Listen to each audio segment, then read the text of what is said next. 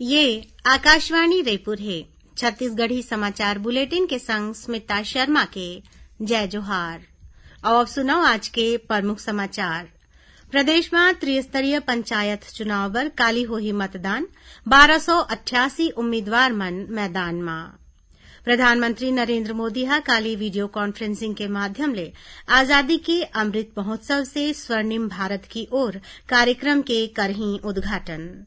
और भारतीय जनता पार्टी सहकारिता प्रकोष्ठ और किसान मोर्चा डहाले 4 सूत्रीय मांगला लेके राज्यपाल के नाव सौंपेगी ज्ञापन।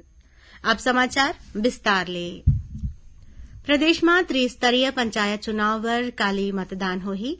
ये चुनाव बर बिहनिया 7 बजे ले मंझनिया कुन 3 बजे तक वोट डाले जा सकही। मतदान के तुरते बाद मतदान केंद्र में मतगणना शुरू हो जाही। एखर बर आज ले मतदान दल के रवानगी शुरू हो गे हे। राज्य निर्वाचन आयोग डहार ले मतदान ले जुड़े सब्बो तैयारी पूरा हो गे हे। ये चुनाव में 18,57,000 ले ज्यादा मतदाता मन हा अपन मताधिकार के प्रयोग कर सकही। त्रिस्तरीय पंचायत चुनाव गैर दलीय आधार में होही। पंचायत चुनाव में ए वक्त कुल 1288 उम्मीदवार मन मैदान में हवै। इमा पंच के 330 पद बर 733 जन उम्मीदवार मन चुनाव मैदान में हवै। उन्हें सरपंच के 152 पद पर 455, जनपद सदस्य के 27 पद के 88 और जिला पंचायत सदस्य के 3 पद पर 12 जन प्रत्याशी मन अपन किस्मत आजमावत हैं।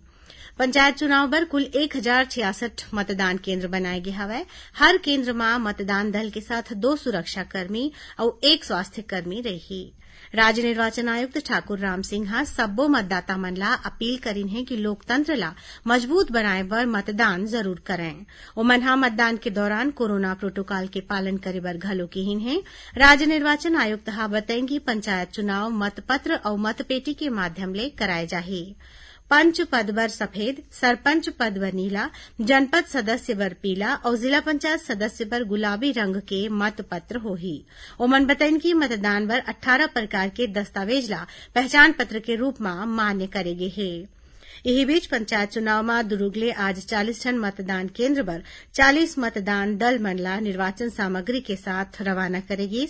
जिला उप निर्वाचन अधिकारी जागेश्वर कौशल हा बताइन कि सब्बो मतदान केंद्र ऊपर नजर राखे बर सेक्टर अधिकारी नियुक्त करेगे है और सुरक्षा व्यवस्था में बड़ संख्या में पुलिस बल तैनात करेगे है। प्रधानमंत्री नरेंद्र मोदी हा काली वीडियो कॉन्फ्रेंसिंग के माध्यम ले आजादी के अमृत महोत्सव से स्वर्णिम भारत की ओर कार्यक्रम के राष्ट्रीय स्तर में शुरुआत करही। कार्यक्रम के दौरान ब्रह्म कुमारी संस्था डहाले आजादी के अमृत महोत्सव ला समर्पित बछर भर में होए गतिविधि के ब्यौरा दे जाही। श्री मोदी हा काली ब्रह्मा कुमारी संस्था के 7 ठन कार्यक्रम के उद्घाटन करही। राज्यपाल अनुसुईया उइके हा आम लोगन ला सेना में भर्ती होए बर प्रोत्साहित करे के अपील करिन है। राज्यपाल हा रायपुर और दुर्ग जिला के कलेक्टर मन ला झंडा दिवस निधि में योगदान बर पुरस्कृत करिन। ए मौका में सैनिक कल्याण बोर्ड के राज्य प्रबंधन समिति के बैठका में ओमन किहिन की झंडा दिवस में ज्यादा ले ज्यादा राशि सकेले के प्रयास करे जाए। प्रदेश में काली कोरोना संक्रमण के 5,614 ठन नवा मामला आगू आइस। एमा रायपुर जिला में सबले ज्यादा 1,499 मरीज मिले हैं।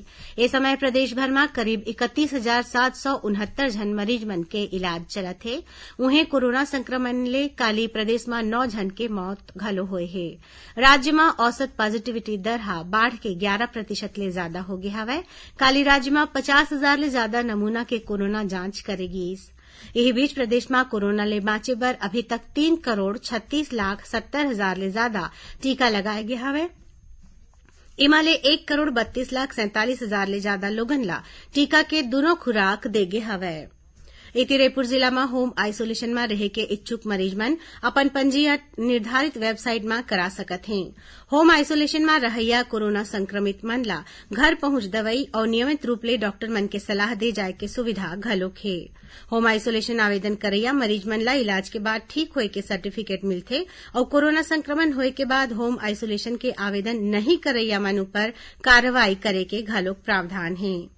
ओती कबीरधाम जिला में कोविड संक्रमण ला रोके बर जांच के संख्या बढ़ाए के मुहिम चलाए जावत है। जिला कलेक्टर रमेश कुमार शर्मा के निर्देश में कवर्धा शहरी क्षेत्र में आज ले कोविड जांच विशेष शिविर और सघन सामुदायिक सर्वे शुरू करेगी है। प्रधानमंत्री नरेंद्र मोदी 30 जनवरी के बिहनिया 11 बजे आकाशवाणी ले मन की बात कार्यक्रम में देश विदेश के लोगन संग अपन विचार साझा करही।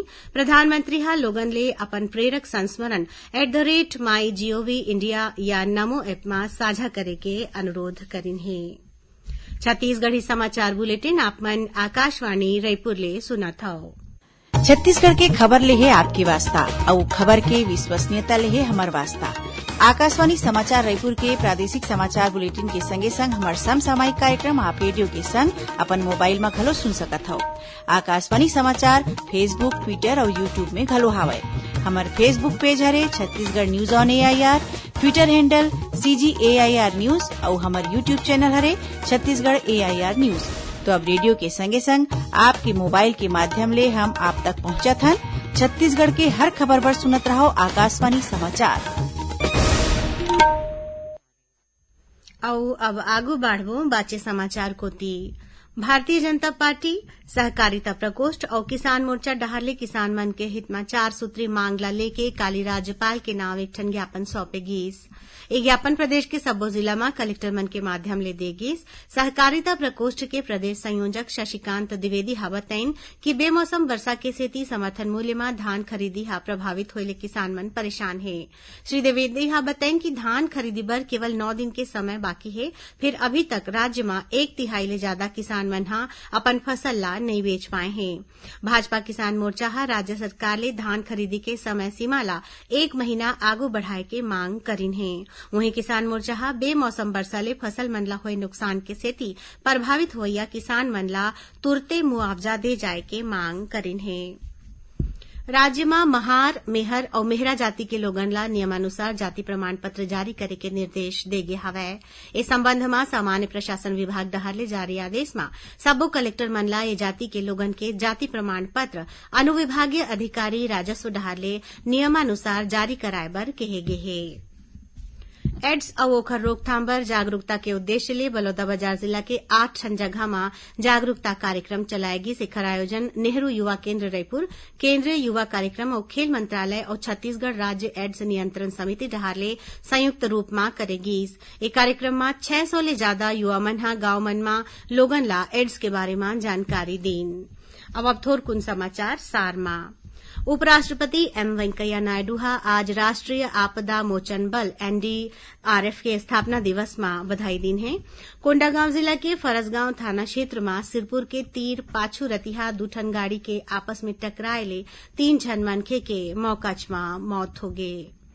उन्हें जांजगीर चांपा जिला के हसौदा थाना क्षेत्र के मालदा गांव के तीर आज हुए एक ठन सड़क हादसा में 1 झन मनखे के मौत हो गए।